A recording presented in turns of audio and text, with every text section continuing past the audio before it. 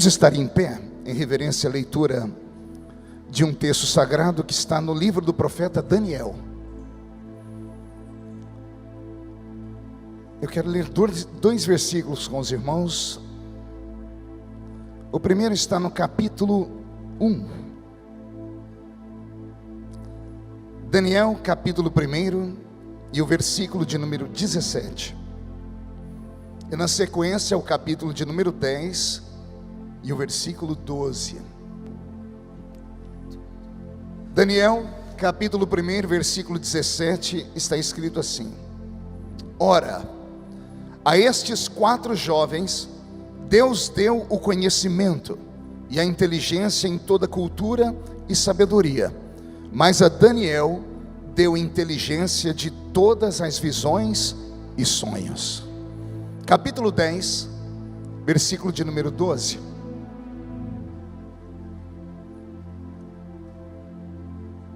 Capítulo 10, versículo 12, para parafrasear o capítulo 1. Está escrito assim: E então me disse: Não temas, Daniel, porque desde o primeiro dia em que aplicastes o coração a compreender e a humilhar-te perante o teu Deus, foram ouvidas as tuas palavras, e por causa das tuas palavras é que eu vim.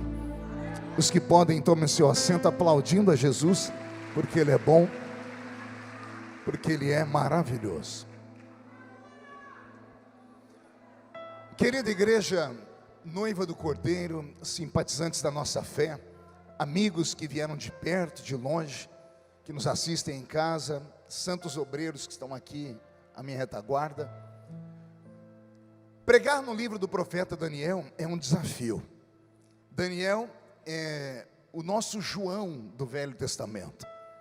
Tanto que aqueles que gostam de estudar escatologia bíblica, quando vão ler Apocalipse, são obrigados a passear pelo livro do profeta Daniel. Daniel é um desses personagens da Bíblia que quem lê se apaixona por ele, se apaixona pela história dele, se apaixona pelo que ele recebeu de Deus. E detalhe, ele não recebeu num tempo de bênção, não recebeu num tempo de alegria. Daniel recebe algo de Deus no momento de muita provação. Israel vivia um momento de juízo. Diga comigo, juízo. Vivia um momento de juízo divino. O próprio Deus, o Deus de Abraão, depois de passar por centenas e centenas de anos, tentando trazer o coração de Israel para perto dele, tentando fazer com que eles o amassem de verdade, não conseguiu. Deus sempre tinha que dividir o amor de Israel com os postes ídolos, que aqueles judeus que saíram da Mesopotâmia antiga arrastaram para dentro de Canaã. Quem conhece a história sabe do que eu estou dizendo. Depois do período de 430 anos, no meio da península do Sinai, aprisionados no meio do deserto, aquele Israel que tinha tudo para adorar a Deus, entram na Canaã, na terra sagrada e esperada, e ao invés de cultuarem ao Deus vivo, tiram do meio das suas roupas, dos objetos que seus velhos pais trouxeram do Egito, imagens de Baal, Astarote, Azera, Marduk, os deuses antigos daquela terra pagã. E eu imagino Deus olhando do céu e não conseguindo compreender muito bem o que estava acontecendo. Porque uma coisa é você ficar no meio do deserto e ser abandonado. Outra coisa é no meio do deserto você viver como se estivesse em um oásis. Uma irmã entendeu, deu glória a Deus, eu vou tentar falar de novo. Uma coisa é você viver no deserto abandonado. Outra coisa é estar num deserto parecendo que está em um oásis. Porque o deserto para os judeus não era deserto, era um passeio. O deserto era deserto para os beduínos. Para os beduínos, durante a tarde, o sol chegava a 54 graus na sombra. Para os judeus, no meio do mesmo pico de horário, eles é como se estivessem dentro de um carro com o ar-condicionado ligado. Porque o Senhor havia colocado uma nuvem sobre eles, para que o sol não queimasse a pele deles. Para os beduínos, na calada da madrugada, o mesmo ambiente que chegava a 54 graus na sombra à tarde, fazia menos 3, 4, 5 graus. Então era para os ossos baterem, os queixos ficarem trincados. Mas para Israel, era como se estivessem durante o dia, porque à noite, aquela nuvem que fazia sombra durante o dia, acendia um calor durante a noite.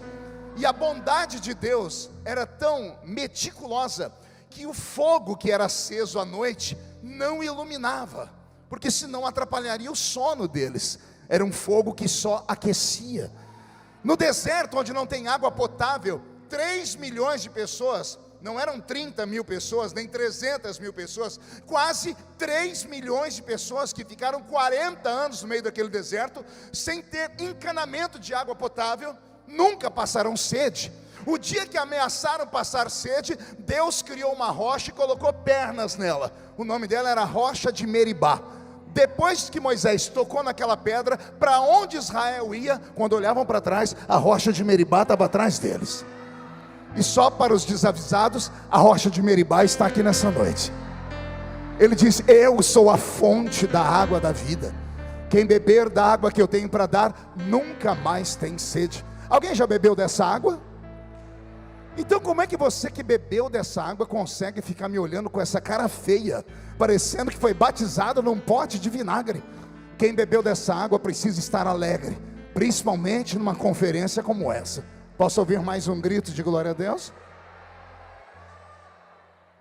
Pois bem, era esse Israel que o Senhor tirou lá da península do Sinai, os colocou dentro de Canaã, e por um período de quase 300 anos, no período dos juízes, Israel ficava levantando e caindo como um bêbado.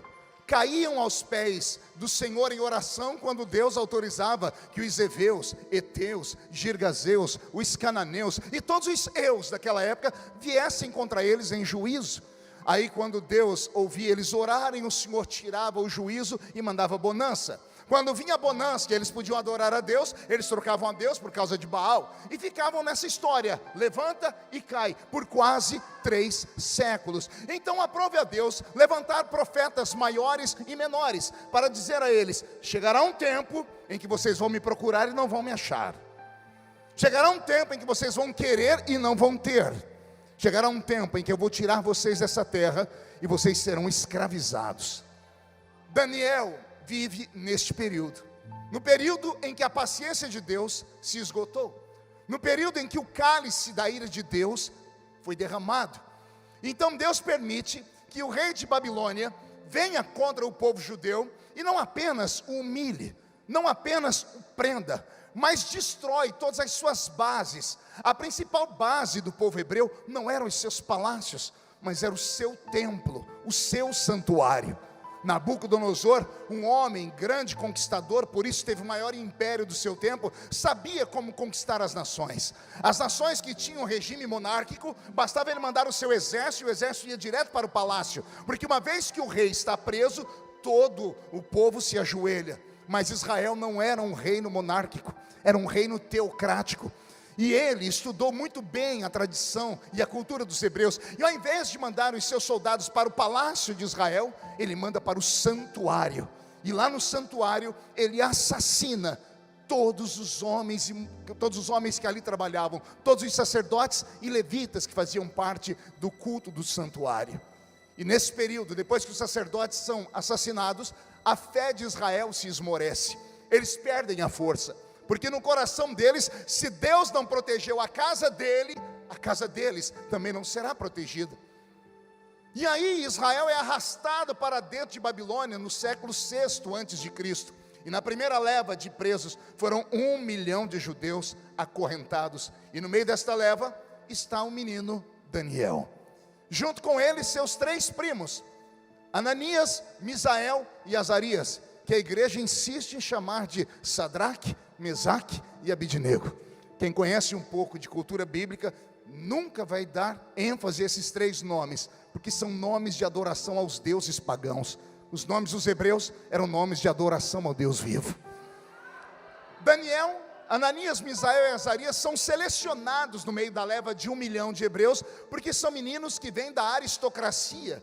Eles têm sangue azul, eles são letrados, eles conhecem ciências, eles conhecem astronomia, porque era isso que se estudava no Oriente Médio. Então o rei Nabucodonosor manda um chefe dos eunucos separar um grupo de meninos, para que esses meninos que têm a cultura hebraica na ponta da língua, também sejam versados nas línguas dos caldeus e possam trocar figurinhas, trocar informações, trocar experiências. Mas lembre-se, mesmo morando dentro do palácio do rei, Daniel é um escravo. Diga comigo, escravo. Aqueles que estão prestando atenção na minha pregação não podem perder isso de meta. Não pense que Daniel era privilegiado por ser da aristocracia. Ele continuava sendo escravo. Quem conhece um pouco de história dos hebreus vai descobrir que quando a Bíblia diz que Daniel comia das iguarias da mesa do rei, ele não comia das iguarias parcelas, ou da mesma iguaria que o rei comia. Ele comia do que sobrava da mesa do rei, porque ele era só um escravo. Escravo não pode esquecer o que é. Escravo é escravo. Quando a Bíblia diz que ele bebia do vinho do rei, não é que o rei abria uma garrafa, colocava um pouco na taça dele e um pouco na taça de Daniel e eles brindavam. Não, Daniel bebia do vinho que sobrava da mesa do rei, ou pelo menos deveria beber, ou pelo menos deveria comer. Porque Israel está debaixo de juízo, Deus não está olhando para eles. Em tempo de juízo, Deus fecha os lábios. Ele não fecha os olhos, mas Deus trava os ouvidos. Porque por um período de 70 anos, quantos anos eu disse? Por um período de 70 anos, anos predestinados, anos profetizados, Israel deveria sofrer sobre a chibata do rei ou do imperador de Babilônia. Israel deveria ser humilhado. Deus só conseguiria curar Israel da idolatria se eles sentissem falta dele. E 70 anos eram quase 2 gerações. Era a maneira de Deus dizer: quem entrou raramente vai sair. Tanto que daqueles que foram levados para a Babilônia, apenas 3 ou 4 sobreviveram. Entre eles o profeta Ageu, que quando foi levado menino para o cativeiro, ele consegue retornar e ver o templo sendo reconstruído, ou as pessoas abandonando a construção do templo, e ele vai dar uma prédica muito linda, uma outra pregação que quem sabe uma outra vez eu venho aqui falar sobre isso. Mas a maioria dos que foram levados para dentro de Babilônia morreram ali, porque Deus queria purificar aquela geração, e Deus queria que a geração aprisionada ensinasse a geração que nasceria ali, que eles nunca poderiam trocar Deus por um quimba de cigarro fumado, não deveriam trocar Deus por uma pedra, não deveriam trocar Deus por qualquer coisa que seja, porque os ídolos daquelas terras pagãs tinham olhos mas não viam, tinham ouvidos e não ouviam, tinham boca e não falavam. O Deus de Israel vê, fala, ouve e fala. Ele faz, Ele é grande. É nesse período que está Daniel, e aqui começa a minha mente a viajar, porque Daniel é um escravo. Ele é o quê? E ele começa a discutir com o chefe dos escravos: não quero comer essa comida do rei. E aí imagina os outros escravos ouvindo, dizendo assim: você está ouvindo o que você está falando? Eu estou dizendo que eu não vou comer essa comida. Você não vai comer por qual motivo? Porque esta comida é consagrada a ídolos, e o meu Deus não permite que eu coloque isso na minha boca. E alguém deve ter dito a ele: que Deus? O Deus que deixou seu pai e a sua mãe ser assassinados? O Deus que deixou Jerusalém ser queimada? Você sabe por que a Bíblia fala que Jerusalém foi queimada? Porque nos tempos de glória do rei Salomão, algumas ruas de Jerusalém eram pavimentadas com ouro, bronze e prata. As 12 portas da muralha, elas tinham engates de ouro, prata e bronze. Todos os imperadores que vinham em Jerusalém, eles queimavam para que a prata, o ouro e o bronze fosse derretido e colocado sobre carrinhos, e os burros levassem embora. Por isso Jerusalém foi queimada, não só uma vez, mas 27 vezes ao longo da história. E eu imagino alguém dizendo: calma aí, Daniel, você está querendo respeitar um Deus que deixou a própria casa dele ser queimada? Um Deus que deixou a sua mãe e o seu pai serem assassinados? Um Deus que deixou ser destruída a nossa religião, a religião judaica? Um Deus que deixou ser destruída a cidade de Davi? É isso que você está dizendo? Você continua sendo fiel a um Deus que nos abandonou, que virou as costas para nós? Eu imagino Daniel dizendo: não importa o que estamos vivendo, o que foi plantado aqui dentro é que eu devo adorar a esse Deus, quer seja na montanha, quer seja aqui no vale. E ele empreende um contrato com um dos chefes dos eunucos, dizendo assim: faz um teste comigo, me deixe comer apenas legumes e beber água por 10 dias. Se daqui 10 dias você ver que eu estou mais fraco do que os demais, 2 opções: ou você me mata, ou eu como a comida consagrada dos ídolos. Mas se eu estiver mais forte, você vai respeitar a minha fé. Até aqui, amém? Quem diz amém? Se ajeite na cadeira. Queria que você agora fizesse um ato de fé comigo. Saia da terra e suba comigo aqui no tabernáculo do céu. Atravesse o átrio, o lugar santo, e chegue comigo no Santo dos Santos. Sentado num trono está aquele Deus que em Hebreus 12 diz que Ele é um fogo devorador. 7 olhos de fogo que falam da plenitude da sua visão. E chega um anjo diante de Deus, digo eu, não a Bíblia. E o anjo dizendo: Senhor, temos um problema no cativeiro babilônico. E Deus dizendo: é claro, se é cativeiro, é problema. Não, Senhor, mas não é esse tipo de problema. Tem alguém lá que é diferente. O povo está clamando, não vou ouvir, eles estão em juízo. Senhor, não tem ninguém clamando. O que eu trago para o Senhor é que tem um rapaz lá, que ele resolveu fazer um jejum esquisito. Ele colocou no coração dele que ele não vai comer da mesa do rei, porque tudo que vem da mesa do rei é consagrado a ídolos. E detalhe, Senhor, ele não orou, ele não falou: estou dando esse sacrifício para ti. É algo dele, está no caráter dele. Senhor, a ficha que eu tenho é que a mãe dele foi assassinada, o pai dele foi assassinado, a família dele foi aprisionada, o templo foi destruído, ele não tem mais pátria, ele não tem mais herança, ele não tem nada, e mesmo assim ele continua adorando o seu nome.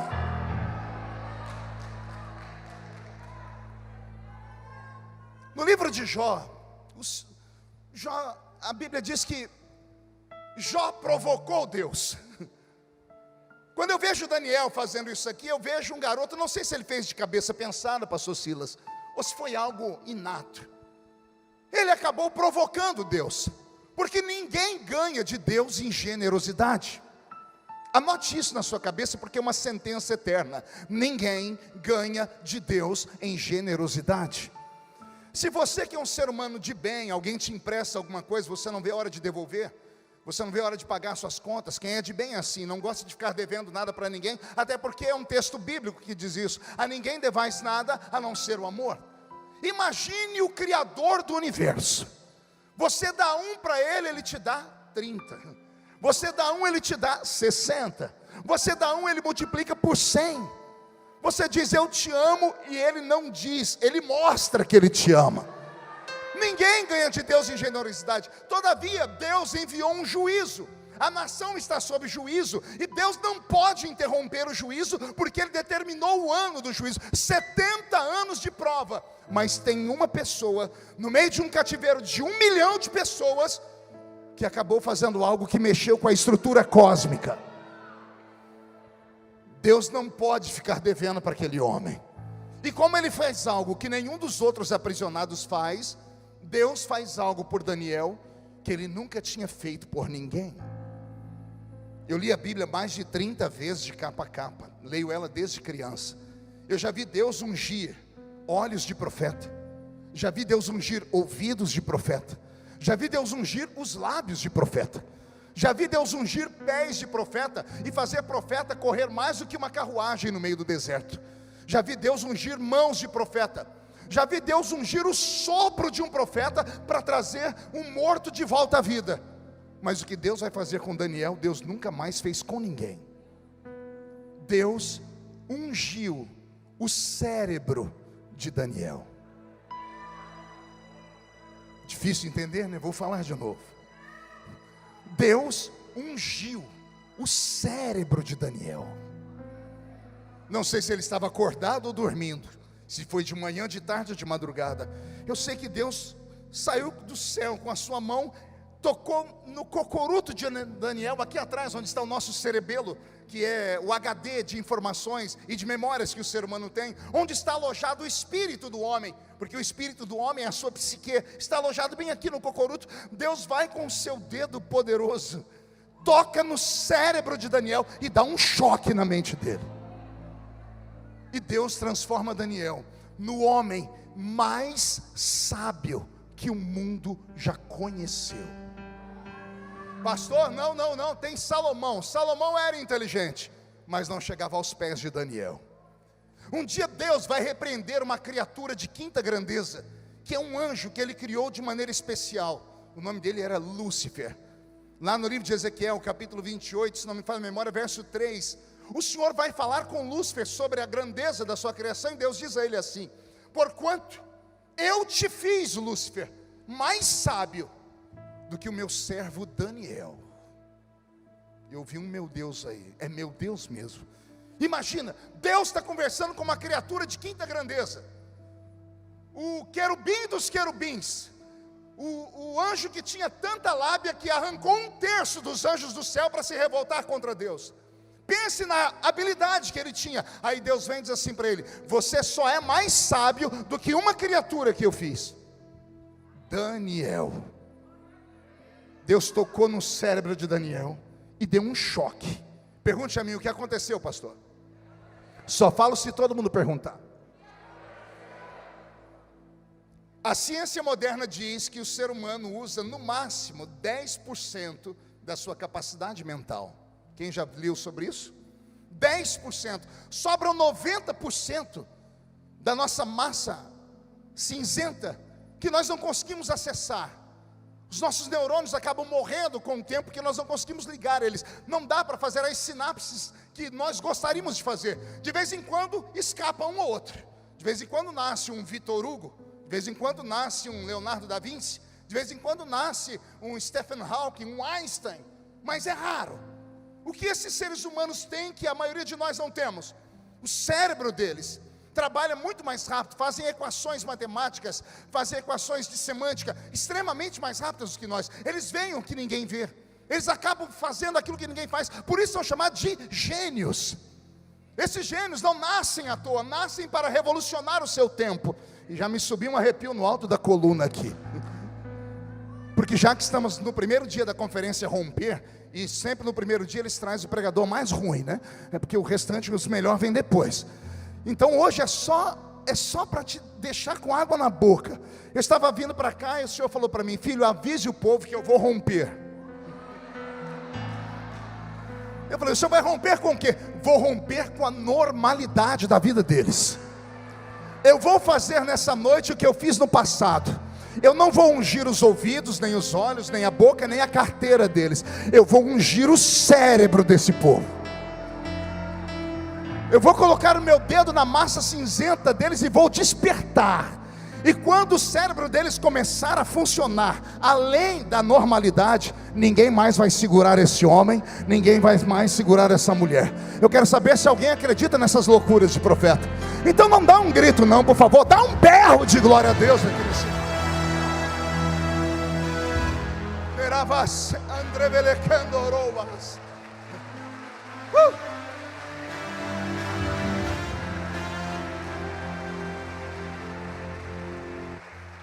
No primeiro versículo que eu li, a Bíblia diz que o ato de Daniel e os 3 primos dele acompanharem ele naquele jejum, entre aspas, Deus deu aos 4 sabedoria e inteligência.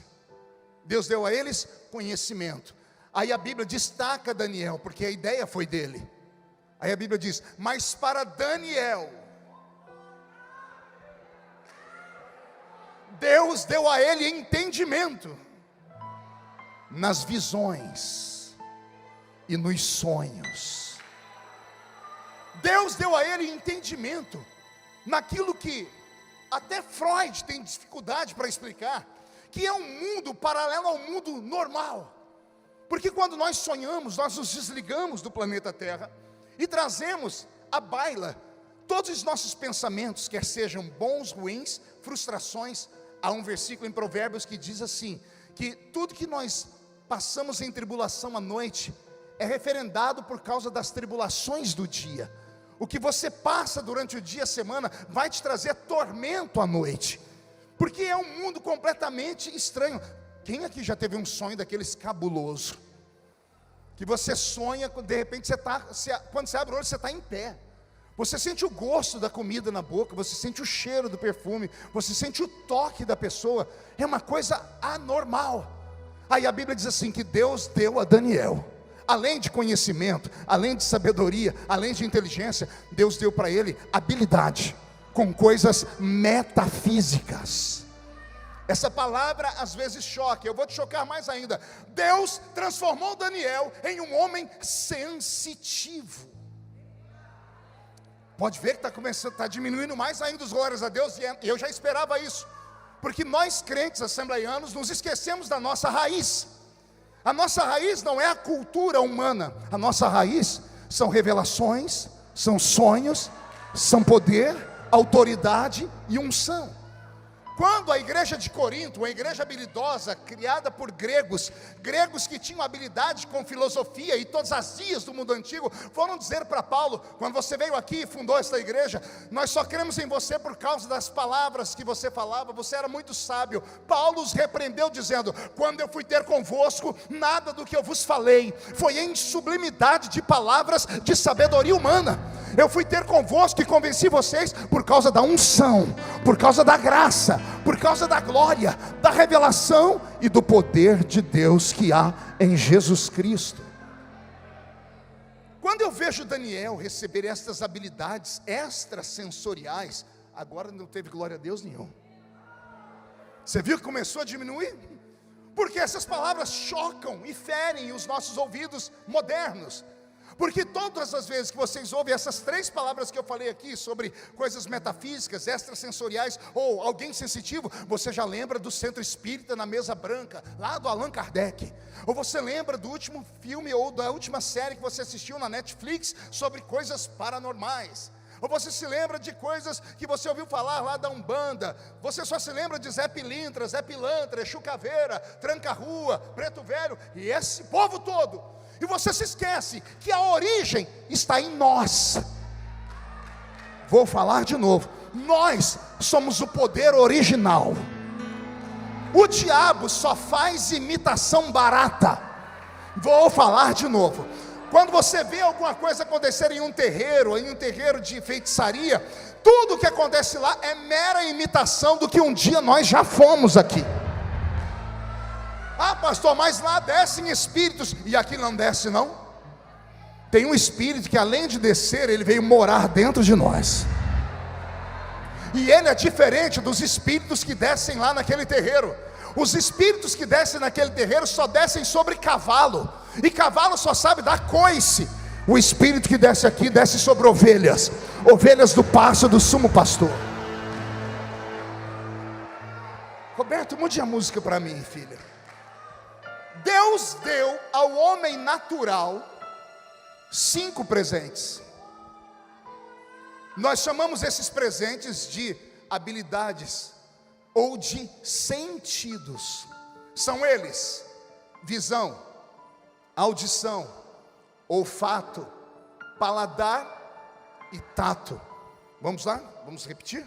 Deus deu ao homem 5 habilidades ou 5 sentidos. São eles: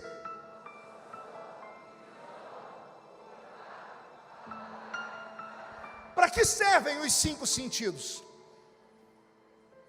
Esses 5 sentidos servem para que o mundo material ao nosso redor seja uma realidade. Quando eu cheguei aqui hoje na igreja da Taquara, o pastor Silas me deu um abraço, e quando ele me abraçou, eu senti o cheiro do perfume dele, graças ao meu olfato. E ele não usa perfume do Avon. Deus livrou a gente daquela porcaria do almíscar. Aquele é um perfume que o anticristo vai usar na grande tribulação, para os desviados que ficaram. Deus deu um livramento. É um perfume fora do normal. Por que eu senti o perfume? Por causa do meu olfato. Eu só enxerguei a roupa bela que a pastora Raquel está usando por causa da minha visão.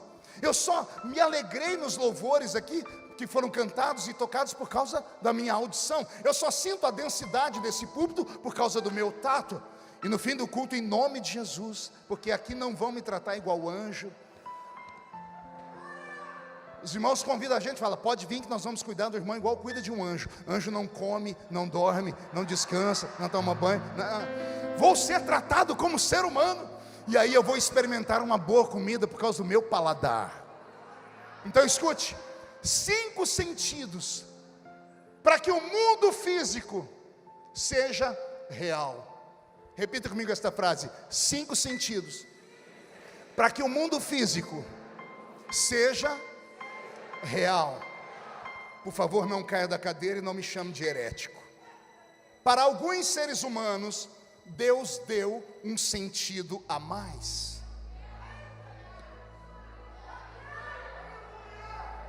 Que eu chamo de sexto sentido. Agora apertou.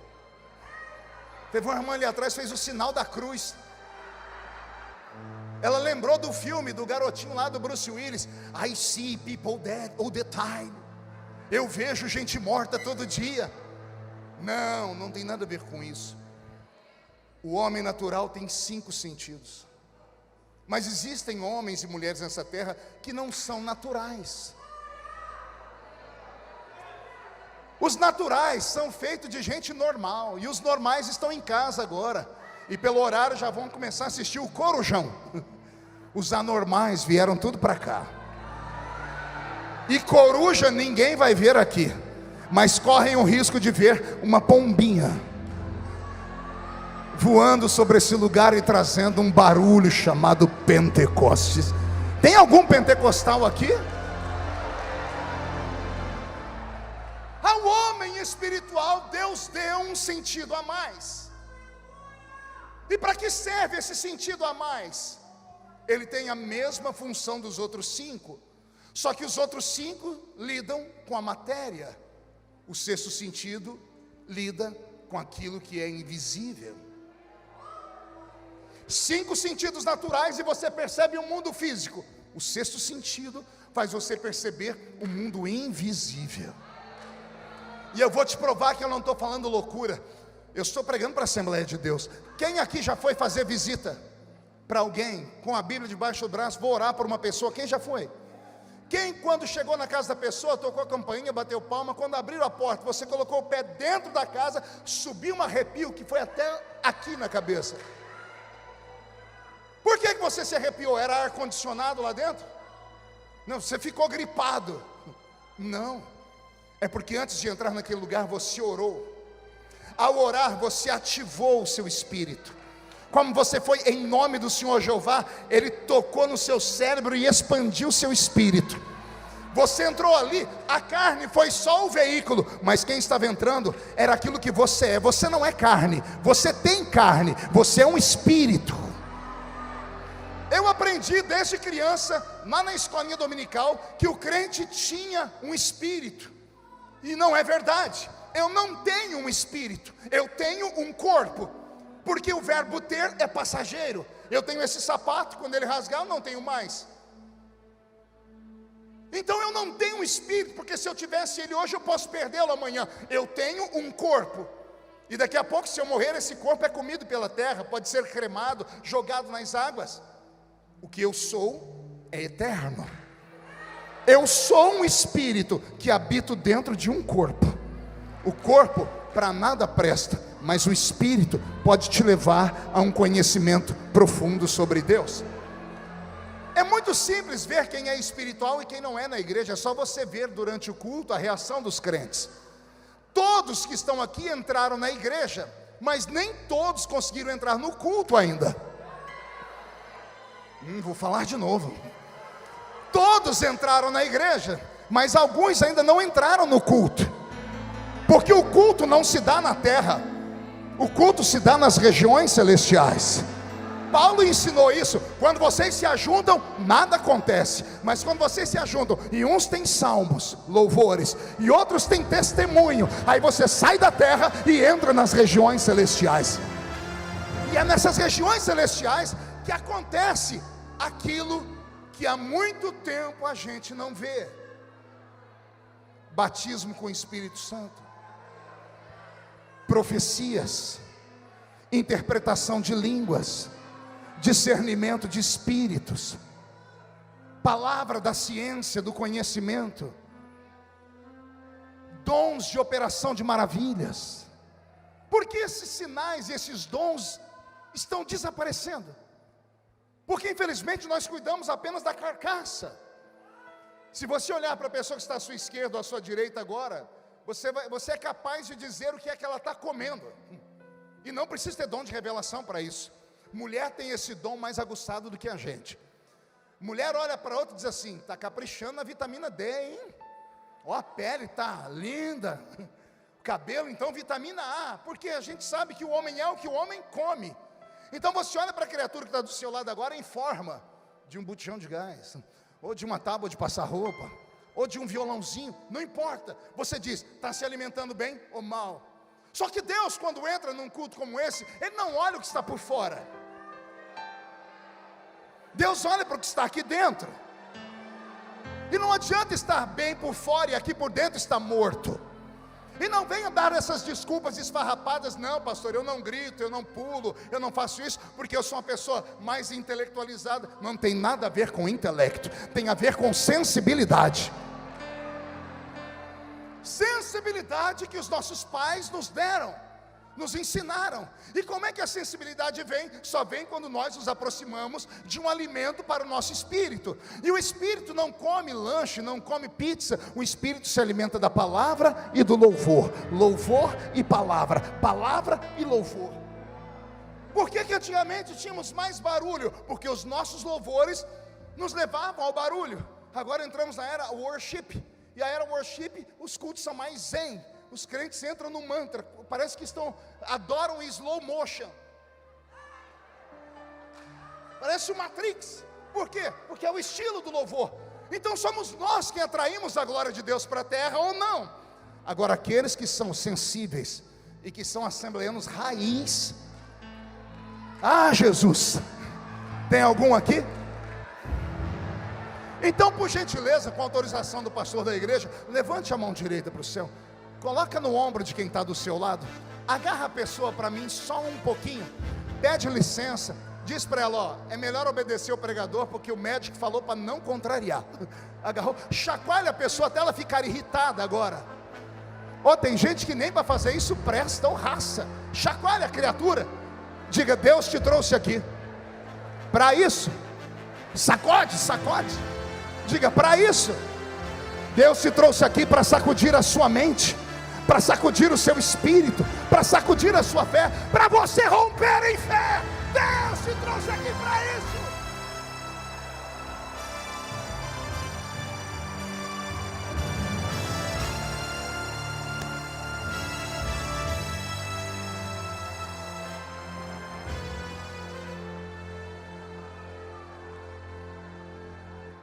A Bíblia diz que aquele que é espiritual não é discernido por ninguém, mas ele discerne tudo. Deus te trouxe aqui para romper esse céu de bronze que está sobre a sua vida, essa folga evangélica que você tem vivido, que pensa que está entrando na igreja, está entrando num teatro. Aqui não é um teatro. Aqui não é um cinema onde você escolhe o que quer assistir. Aqui não é um show de stand-up. Aqui ainda é um quartel-general. Eu não venho numa campanha como essa para sair só dizendo eu gostei. Eu venho numa campanha como essa para sair por aquela porta, agarrar o diabo pelo chifre, esfregar o focinho dele no chão, chutar ele para o inferno e dizer a ele: eu sei quem eu sou em Cristo.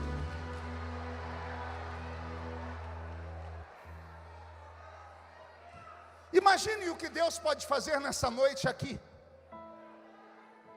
Imagine se o que eu estou pregando criar vida em você, e você provocar Deus, e Deus vir e tocar a sua mente. O mundo, principalmente o mundo moderno, ele sofreu uma alavancada. A tecnologia, da noite para o dia, fez morrer muitas profissões e fez nascer profissões novas, tanto que a nossa geração tem dificuldade para lidar com isso. E esse mundo moderno só foi mudado por causa de ideias. Diga comigo: ideias. Ideias que geralmente não nasceram em grandes centros, em grandes universidades, nasceram em garagens de carro, como a invenção do Google, como a invenção do Waze. Eu descobri dia desse que o Waze foi criado por um judeu, na verdade 2 meninos judeus, brincando. Ideias. Uma ideia fez esses meninos ficarem bilionários da noite para o dia. É sobre isso que eu estou falando para o ano de 2022, para a sua vida. Porque se você for fazer um cálculo da sua história, você não precisa que Deus abra uma porta, você precisa que Deus mude a sua história. Quer ver? Quem aqui tem filhos? Quem tem mais de um? O bom assembleiano não cria família, cria tribo, né? Ninguém abaixa a mão, é um monte de filho. Quem quer que os seus filhos terminem os anos na melhor faculdade do Rio de Janeiro? Então tem duas notícias para você. A primeira é: se o seu filho não for um gêniozinho, você está perdido. Porque você vai ter que mandar ele para uma universidade privada. Você sabe quanto custa estudar um filho hoje? De 5 a 6 anos em uma faculdade? No mínimo, R$300 mil. Quantos filhinhos você tem? Multiplica por 300 mil. Você é bom de cálculo? Põe num cantinho da cabeça aí. Quem aqui quer morar numa casa bonita? Num apartamento chique? Qual o valor da casa que você quer morar? Um ali levantou 5. Minha casa, minha vida. Sonha grande pelo menos. Quem quer morar numa casa grande? Qual o valor? Qual o valor? Isso. Você é bom de matemática? Soma aí a faculdade dos filhos mais o valor da casa. Qual o valor do carro que você quer ter? Teve um ali que fez assim: é Fusca, miserável. Não, é 2 milhões, é um Tesla, entendi, Tesla, 2 milhões. Some o valor do carro, da casa e do estudo dos filhos. Qual é a sua dívida hoje? Para você se ver livre das dívidas, quanto você precisa? Não me fala, porque senão eu vou desviar. Soma tudo. Você é empresário, microempresário, quanto você precisa para dar um upgrade na sua empresa? Soma também. Somou tudo, dá um subtotal. Divide pelo salário que você ganha por mês. Você vai ter que trabalhar quanto tempo? Jesus vai voltar. Nós vamos para as bodas do Cordeiro. A gente vai voltar com Jesus lá em Jerusalém, ele sobre o Monte das Oliveiras. Ele vai instalar aqui na terra o reino milenar dele. E depois de 1000 anos você ainda vai estar pagando as contas. Então você não precisa de uma porta aberta, você precisa romper. E como é que eu vou romper, pastor? Só tem um jeito: é Deus tocar o seu cérebro. E Deus te dá uma ideia. Você não precisa de 2, não precisa de 3, uma única ideia, e a sua vida muda da noite para o dia. Vou repetir: se Deus visitar você na calada dessa madrugada e te der uma ideia, aqueles que até hoje te olharam de cima para baixo para te enxergar depois de amanhã, vão ter que comprar um par de binóculos, porque você vai estar voando acima das nuvens. Se alguém acredita nisso, rompe num barulho de glória.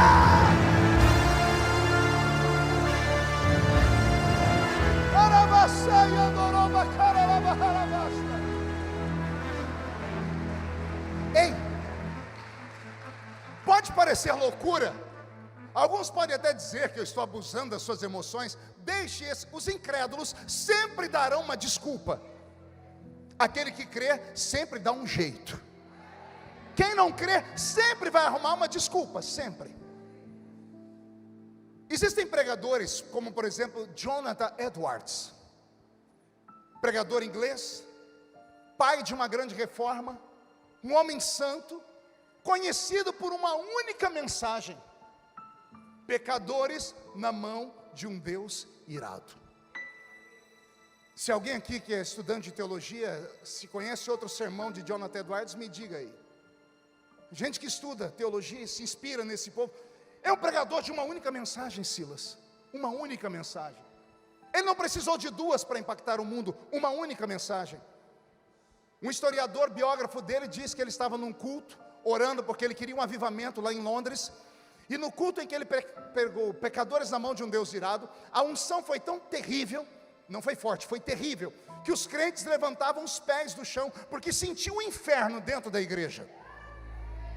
Aquelas damas da alta classe de Londres se agarravam aos pilares da igreja com os seus chapéus e batiam a cabeça, implorando por Deus por misericórdia.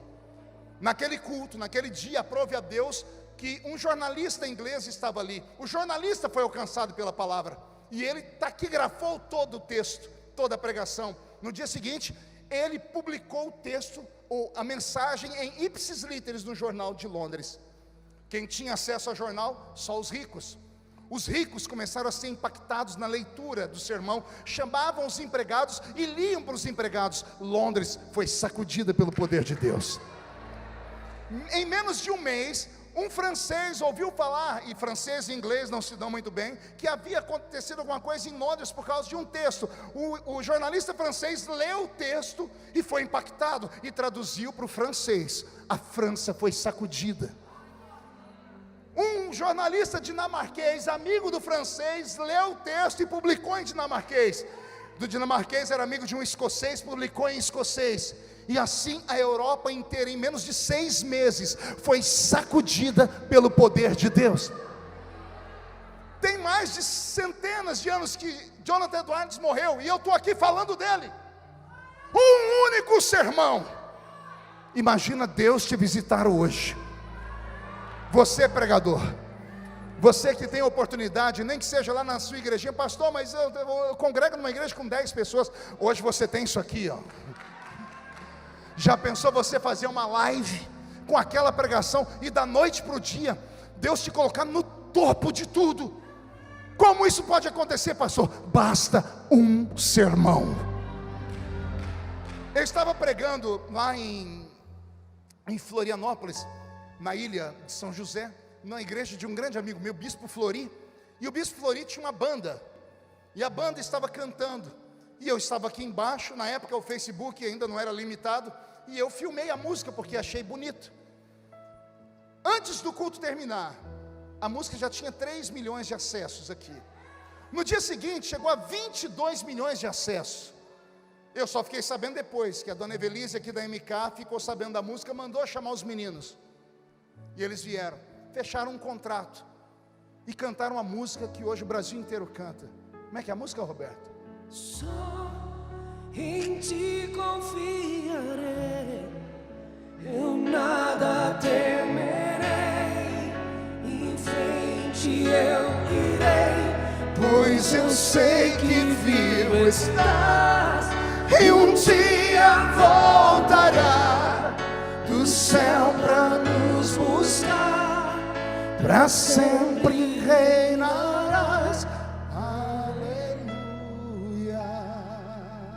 Uma única música. Roberto, mude a música. Nesta madrugada, o senhor músico, esses meninos que estavam tocando aqui entendem de notas, salvo aqueles que tocam de ouvido.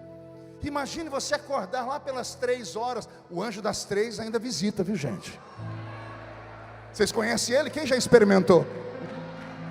Alguém vai dizer, não, isso é porque o seu relógio biológico foi programado. Conversa para boi dormir. É o anjo das 3 mesmo. Eu aprendi com a irmã Maria, que só tinha 2 dentes na boca, o zagueiro e o atacante. Ela era analfa de pai e beta de mãe. Meu filho, pode orar que o anjo das 3 te acorda, e você vai orar. Imagine um anjo vir no seu ouvido, músico, e ele citar notas, e você acordar e marcar as notas e tocar. Daqui a pouco o Senhor pega lá do céu uma música que é cantada lá pelos anjos e faz você, como ser humano, gravá-la aqui na terra. Você que canta, receber a inspiração e a letra. Pastor, o que o senhor está falando? Eu estou pregando para espirituais. Estou pregando para homens e mulheres que, quando esse culto terminar, vão sair por aquela porta e vão ver o que os olhos não viram, vão ouvir o que os ouvidos não ouviram, vão sentir aquilo que o coração ainda não sentiu. Um dia, Daniel acordou, não sei se sentado na cama, se ajoelhado. Eu sei que ele percebeu que havia algo diferente em Babilônia. E como ele era amigo de Deus, ele orou. E pela primeira vez, ele não ouviu nada e não sentiu nada como resposta. No final da noite, ao invés de ele dormir Entregaram o jejum que ele havia feito, falaram: amanhã eu faço outro jejum. Ele emendou um jejum. Não é um jejum de Daniel que as igrejas fazem à base de legumes, e não tem nada a ver. O negócio dos legumes foi lá no início. O jejum de 21 dias de Daniel é um jejum extraordinário. É jejum integral, é sem beber e sem comer. Ele orou o terceiro dia e não sentiu a resposta. Ele orou uma semana e jejuou uma semana e não veio resposta. Ele jejuou 2 semanas. Ele jejuou 3 semanas. 21 dias. E ele não ficou em casa trancado, prostrado, com o rosto fechado. Ele foi trabalhar. Daniel estava na beira do rio Haidekel, um rio de Babilônia. Estava ali com alguns engenheiros. Estavam mapeando o rio para criar um aqueduto para tirar água do rio e levar para a cidade. Daniel era versado em muitas ciências. Ele está em jejum, os outros não estão.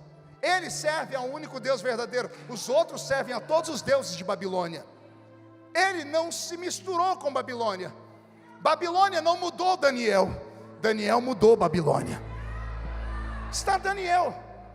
Geralmente, me corrija se eu estiver errado, as aparições da Bíblia com os anjos são sempre de madrugada. As revelações dos profetas são sempre à noite. Deus sempre acorda o profeta de madrugada, espera todo mundo dormir e vai lá desabafar com o profeta. Daniel estava trabalhando. Devia ser 2, 3 horas da tarde. O sol estava rachando mamona. E o jejum dele provocou o céu. Ele ficou tão espiritual, mas tão espiritual, que o que estava nele atraiu um mundo invisível para um mundo visível. Eu creio em mundos paralelos. Já soltaram foguetes aí para cima e não acharam o céu onde Deus está. E se o céu é para cima, me diga quem é que está no Japão, quem é que vai encontrar o céu? Se nós soltando foguete para cá, ou o japonês soltando para lá. Então o céu não está em quilômetros humanos, o céu está em uma outra dimensão. Quem aqui já se olhou no espelho? Ó, só eu. Quem aqui um dia de noite, música de filme de terror, Beto? Quem aqui, em uma madrugada, chega até eu, estou com medo, se acordou, passou perto do espelho, quando olhou, subiu um calafrio. Já aconteceu com alguém? Aleluia não, irmão, é misericórdia. Eu estava pregando há pouco tempo atrás, lá no Pará, e numa população ribeirinha, à beira do rio. Os irmãos sentam na hora de comer, não tem televisão, não tem internet, só conta história. E aquelas histórias de curupira, boitatá, o homem de borracha, umas coisas, e a gente só escutando. Aí me colocaram num quarto, e eu deitado aqui, na minha frente tinha um espelho. Eu deitado, cabeça coberta, eu abri o olho, lá estava um homem do outro lado me olhando. Eu não sosseguei enquanto eu não levantei e virei o espelho para a parede. Não tenho vergonha de contar. E pior, que não foi só eu não. Tem uma outra criatura aqui, que estava no quarto do lado. De manhã ele falou: pastor, eu virei o espelho para a parede. Eu falei: você está perdoado, porque eu também virei. Espelho é uma coisa tão interessante, que criança pequenininha chega na frente do espelho e lasca um beijo. Vai me dizer que você nunca tentou beijar o espelho? Quem tem coragem de dizer? Só que não, que aqui é tudo importante, mas não é da roça. Porque espelho é algo extraordinário, tanto que um escritor europeu criou uma fábula chamada Alice no País das Maravilhas. Alice no mundo dos espelhos. A menina olha o espelho e ela vê um mundo lá dentro. Só que diferente de nós, ela conseguiu atravessar o espelho. E ela foi para uma outra dimensão. Há um mundo paralelo ao nosso. É como se fosse um espelho. Só que nós não conseguimos atravessar ele. Por quê? Porque é um mundo invisível. É um mundo metafísico. É um mundo etéreo. Porque ele é translúcido. É um mundo eterno. E a carne humana é proibida de ir para lá.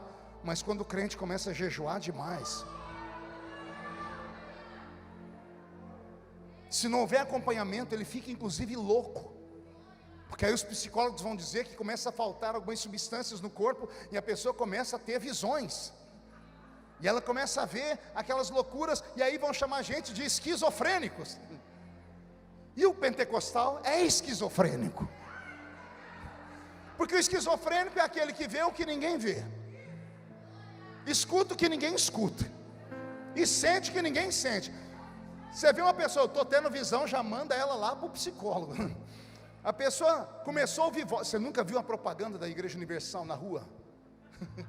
Se você ouvir vozes, venha para a sexta-feira, não sei do que. As pessoas correm, porque ouve voz. A pessoa que ouve vozes, ou para nós, é louca. Se você lembra, não é, ela é louca, é esquizofrênica. Aí Paulo escreve a carta aos Coríntios, tinha que ser para os Coríntios, né? Primeira carta de Paulo aos Coríntios, capítulo 2, verso 9, ele diz: aquilo que os olhos não viram, que os ouvidos não ouviram, que não subiu ao coração do homem, é o que Deus tem reservado. Não é para qualquer um, não, é só para aqueles que o amam.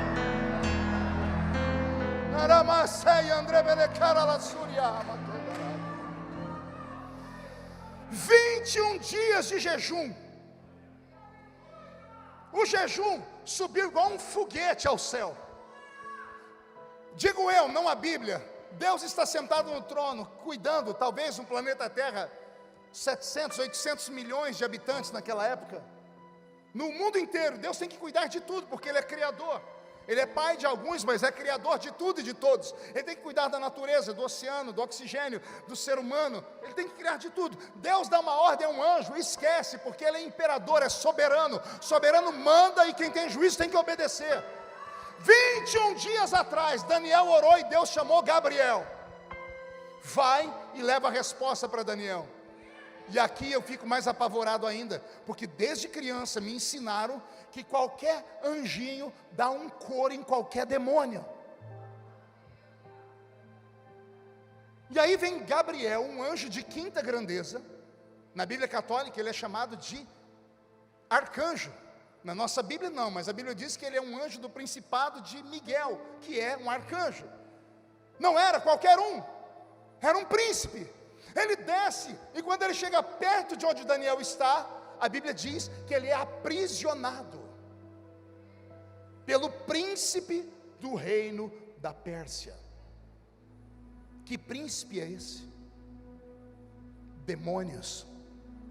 Demônios que mandam em nações, demônios que mandam em bairros, demônios que mandam em cidades, demônios que mandam em ruas.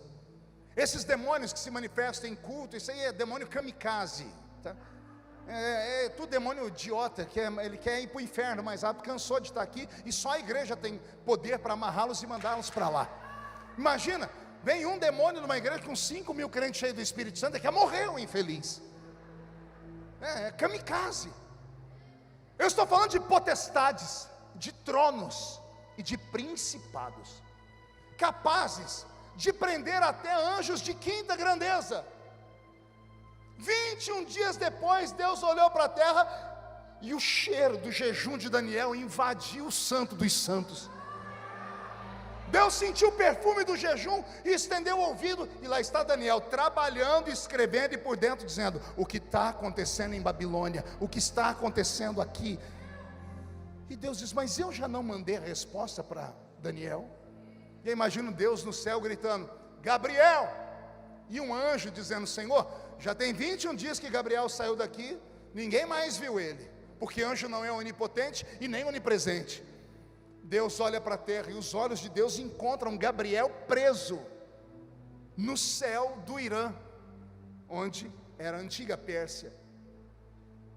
Gabriel está próximo de Daniel, e Daniel não sente, não ouve e não conhece a resposta, porque Gabriel está preso. Deus se revolta no trono, e Deus dá um grito de rompimento: Miguel!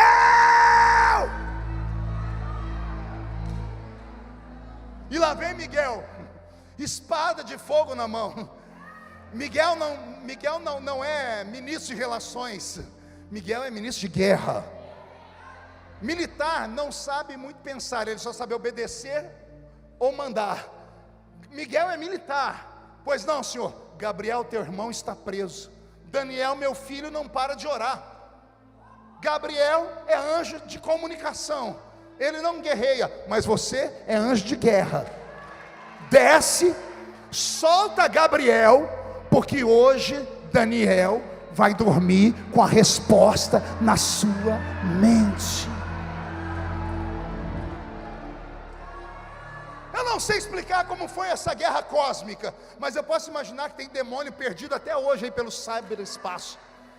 Miguel chegou e cortou as amarras, e Gabriel desceu instantaneamente. Daniel está aqui, ó, fazendo desenhos, vendo como vai ficar o aqueduto. Os engenheiros estão aqui. Quando Gabriel desceu, abriu-se uma película, o espelho do lado de cá. Daniel não entrou aqui, Gabriel atravessou. O jejum de Daniel trouxe o céu para a terra. Vou mexer com você. A sensibilidade, o sacrifício, o jejum, em uma crença tão antiga, fez com que um anjo saísse do mundo invisível e se materializasse na frente de Daniel. A Bíblia diz que quando Daniel viu o anjo, como ele estava em jejum, acabou as forças, porque a glória de Deus é incompatível com o corpo humano. A glória de Deus é incompatível. Será que só eu cresci numa igreja vendo irmãos sendo vencidos, caídos no chão, desmaiados, arrebatados? Por quê? Porque foram vencidos, porque a glória de Deus é extremamente violenta. É como se fosse uma química quântica elevada à 13ª potência. É pior do que o urânio enriquecido. A glória de Deus é algo anormal. O sumo sacerdote só entrava atrás do véu do templo 5 vezes na vida, uma vez por ano. Até os 50 anos ele era jubilado, porque bastava 5 vezes na vida, na frente de Deus, para o corpo dele todo se perder. Alguém aqui tem algum amigo que trabalha na área da saúde, naquele lugar do hospital que tira radiografia? Você sabia que pessoas que trabalham com radiografia se aposentam mais cedo? Por quê? A radiação, quando entra no corpo deles, vai criando osteoporose, vai destruindo células. A glória de Deus é uma radiação 10.000 vezes mais intensa. Por isso, deixa eu te dizer, quando você vê Deus se manifestar na vida de um crente, se você tiver o dom de discernir espíritos e ver que é meninice, vai lá com carinho e corrige. Mas se você não tem o dom de discernir espíritos, não toca nele. Vou repetir. Se você não tem o dom de discernir espíritos, deixa a criatura lá. Você pode estar tocando numa bomba atômica, você pode estar enfiando a mão numa caixa de marimbondos, porque essas pessoas estão sentindo algo que você não pode explicar. Você acha mesmo que eu grito aqui porque quero? Ah, pastor, eu já li sua história, o senhor era cortador de cana. Isso, eu sou estudado, eu me comunico em 3 idiomas, eu escrevi 22 livros e uma enciclopédia. Eu sou uma pessoa que conhece um pouquinho das letras, eu debato qualquer tipo de assunto. Mas quando eu estou num púlpito e a glória de Deus desce, eu não grito porque quero, eu sou obrigado a gritar. É uma energia, é uma graça. O corpo começa a arrepiar, vem uma coisa valente, a perna começa a tremer. O que é isso, pastor? Nós chamamos isso de poder do Espírito Santo. O que está faltando para você é isso, criatura. Não é estudo, não é você fazer isso, aquilo, não é ler toda a enciclopédia de W.T. Tozer. É bom ler, se você pode fazer, leia. Mas o que você precisa é passar algumas horas naquela faculdade antiga, joelho no chão, jejum no corpo e crente gritando até o céu rachar. A sua oração foi ouvida desde o primeiro dia. E eu encerro aqui.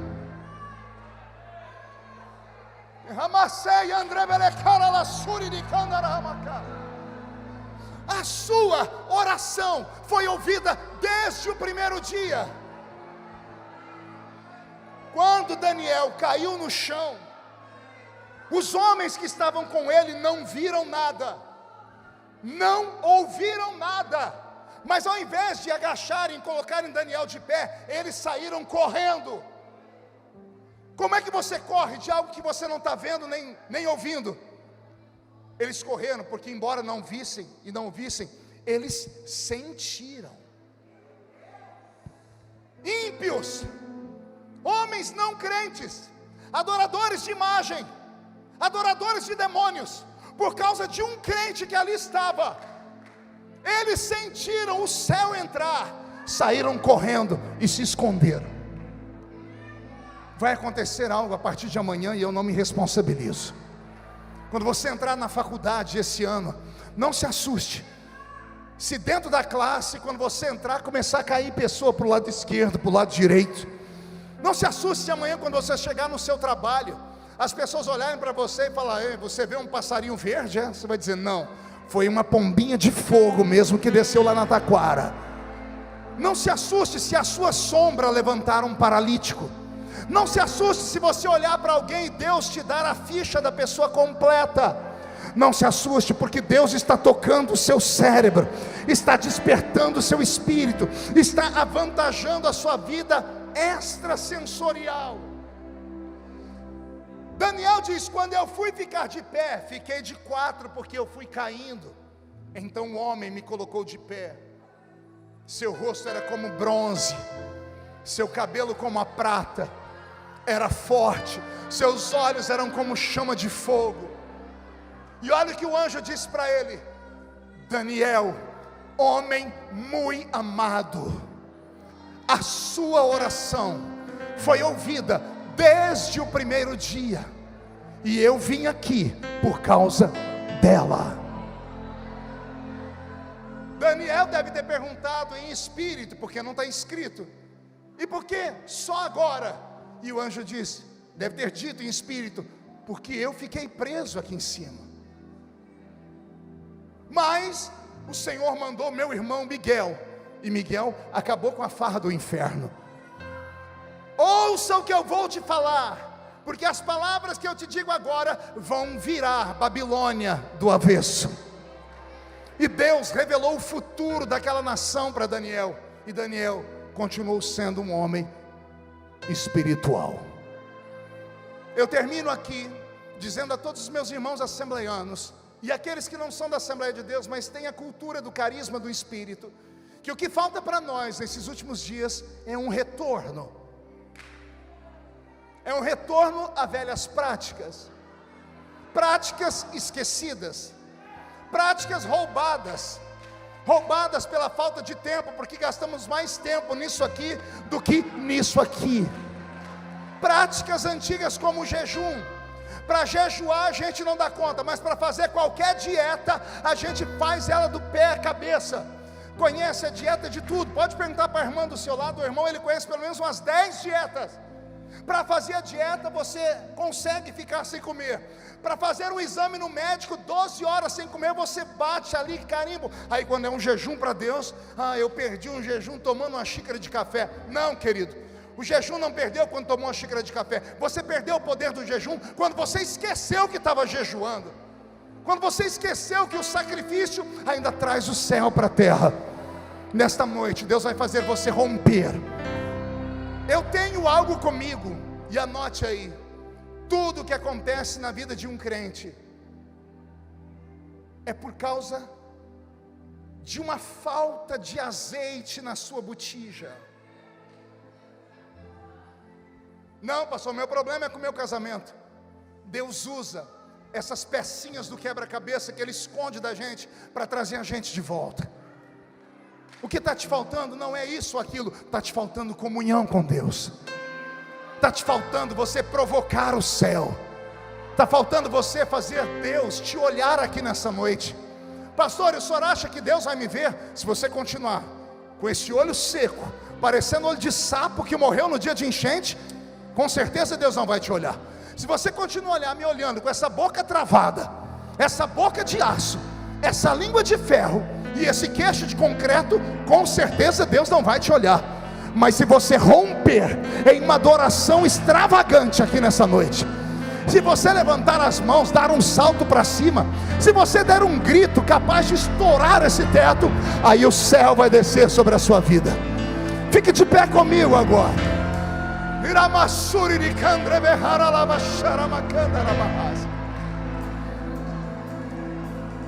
Feche os olhos. Nós precisamos, para o ano de 2022, um avivamento que nos faça romper. Tem um homem na Bíblia, pastor Silas, que eu sou fã dele, Moisés. Moisés só começa o ministério dele porque ele viu a glória de Deus numa sarça. Se aquela sarça não fumega, Moisés não tinha tido aquele ministério. O ser humano precisa ver, precisa experimentar o sobrenatural para crer na missão dele. 20 anos depois, Moisés está na península do Monte Sinai. Miriam e Arão querem roubar o ministério dele. Israel colocou ele na parede, só reclamam de falta de pão, falta de água, reclamam porque não tem pepino, cebola, alho bravo, reclamam porque não tem cova para sepultar todo mundo. Moisés acorda antes de todo mundo e vai para a tenda da congregação, e ele diz: Senhor, eu preciso de um avivamento, eu preciso romper para continuar guiando esse povo. E o que você quer, Moisés? Eu quero ver a sua glória. Mas eu já te mostrei a minha glória lá naquela sarça. Eu quero ver a sua glória de novo. Aquele avivamento foi para aquele tempo. Eu preciso de um avivamento agora. Eu preciso de algo novo, como foi cantado aqui. Aí Deus disse para ele: então, se você quer esse avivamento, você tem que subir mais alto no monte. Sobe no alto da montanha. Está vendo aquela pedra? Fica no meio daquela fenda, porque eu vou passar de costas. Quando eu passar, eu vou tapar os seus olhos para que a minha glória não te consuma. Mas quando eu estiver de costas, você vai ver a minha glória pelas costas. Moisés saiu dali com o rosto dele brilhando. Deus te trouxe nesta noite para ungir a sua mente, para fazer o seu espírito ser expandido, e para que você retorne a ter visões da glória de Deus. Eu quero convidar você a subir comigo o alto da montanha, porque foi subir no alto da montanha, vendo a glória, que Moisés entendeu que tudo na vida dele era Deus, que a luta era Deus, que a tempestade era Deus, que a chuva era Deus, que o abandono era Deus. Porque quem está com Cristo, tudo que acontece na sua vida, ou é porque Deus manda, ou é porque Deus permite. Feche seus olhos. Beto, nos ajuda a subir a montanha.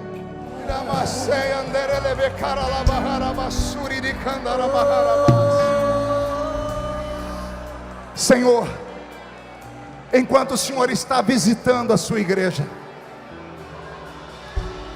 entrega nas nossas mãos os corações. Feche os olhos.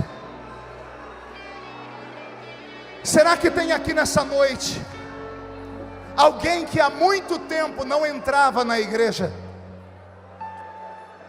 Alguém que por causa das lutas e tribulações se afastou dos caminhos do Senhor? Alguém que foi excluído e excomungado daquele ministério, e veio hoje aqui atraído pela propaganda. Na verdade, você achou que foi a propaganda, mas foi a oração do seu pai, da sua mãe. Você já pisou no Santo dos Santos, e quem já pisou no Santo dos Santos não vive em outro lugar. As promessas de Deus na sua vida estão interrompidas, porque quando você foi excluído daquele ministério, se cumpriu Mateus 16 e 18, tudo que é desligado na terra é desligado no céu.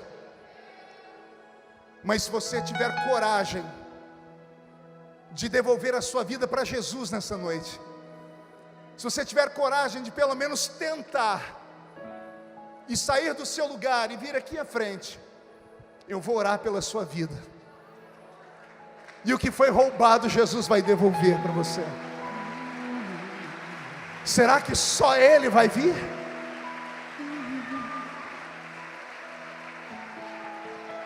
Eu já tenho uma pessoa aqui aos prantos, a igreja orando. Onde está você? Onde está você? Tenha coragem, volte hoje. A segunda pessoa está vindo chorando. Cadê a terceira pessoa?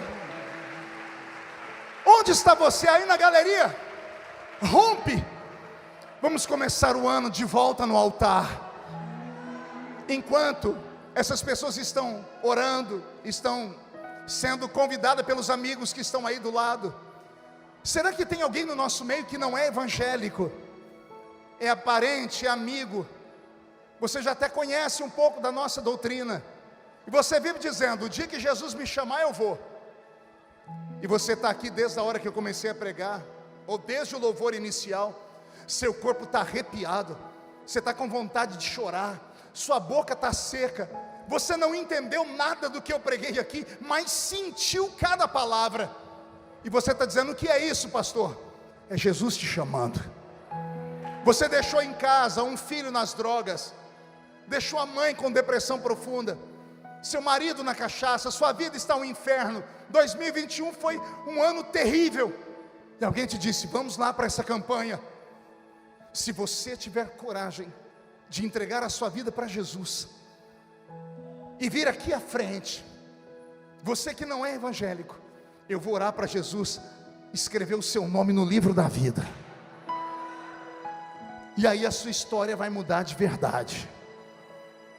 Eu vou pedir para que a igreja incline a cabeça, e você que trouxe o seu amigo, a sua amiga, faça o papel do evangelista. Diga à pessoa: você não quer entregar a vida para Jesus? Não quer começar um ano diferente?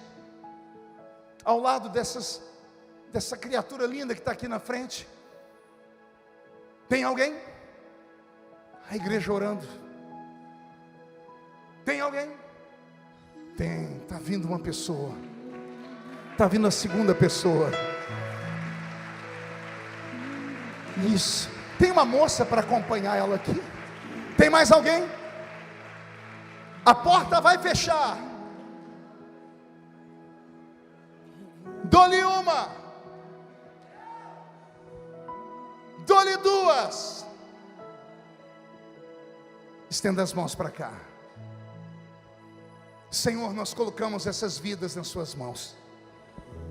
Se uma alma salva vale mais que o mundo inteiro perdido, hoje nós estamos milionários, ó Pai. E se não me engano, temos 3 vidas aqui, uma para honrar o Pai, o Filho e a outra o Espírito Santo. Vidas que vão sair daqui com a sua mente renovada. Primeiro, porque os pecados estão sendo perdoados. Segundo, porque o nome deles está sendo escrito no livro da vida. Terceiro, porque tudo que foi roubado está sendo destruído. E chegou uma quarta pessoa, Pai, e tudo que eu orei pelas outras caia sobre ela. E que enquanto nós oramos, o mundo cósmico se mova, demônios batam em retirada, e anjos se preparem para cercar essas vidas e escoltá-las até em casa, porque depois desta noite as coisas extraordinárias vão acontecer na vida deles. E a igreja diz amém. Alguém dá um abraço neles, dá um beijo neles. Eu oro por esse moço em particular, porque quando ele vinha, Senhor, eu vi ele cercado. Ele escapa de um raio, mas não escapa do altar, meu Pai. Está tudo quebrado, e ele está todo quebrado. Reconstrói a vida dele, Senhor, porque ele está chorando, arrependido. Perdoa os pecados, escreve o nome no livro da vida, devolve tudo que foi roubado, e uma vida nova a partir de hoje, em nome de Jesus. E a igreja explode em adoração.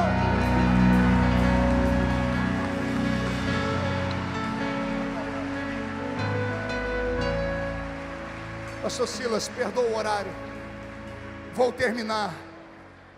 Isso aqui é só para quem é crente maluco. Quantos querem que esta palavra que eu preguei hoje seja uma realidade na sua vida? Mão direita para cima, coloque a mão na sua cabeça. Como profeta desta noite, eu profetizo que o Deus de Israel, o Deus de Daniel, vai materializar cada palavra que eu disse aqui, e Ele toca sobre a sua cabeça, Num ato profético, Ele está tocando o seu cérebro. Ele está indo no cerebelo. Ele está tocando no cerebelo e no seu hipotálamo. Ele está refazendo a sua história. Como não dá para apagar o passado, o Senhor está reescrevendo a sua história. E o que vai acontecer depois dessa noite é algo tão grande, que você nunca mais será o mesmo. Tire a mão da cabeça, abra a mão aqui em cima e diga comigo, em nome de Jesus: todos os demônios que roubaram a minha experiência, a minha espiritualidade, as oportunidades, eu ordeno. Venho para a palma da minha mão, fecha a sua mão. Vou contar até 3. Você deixa cair no chão e pisa em cima. Lucas 10:19. Eu vos dei poder para pisar sobre serpentes e escorpiões, sobre todo o poder do mal, e nada fará mal a você. 1. Você nunca mais será o mesmo. 1,5. Sua família sentirá orgulho de você de novo. 2. É só o início da conferência romper. 2,5. Amanhã será 2 vezes mais glória do que hoje. 3. Jogue no chão, pise em cima.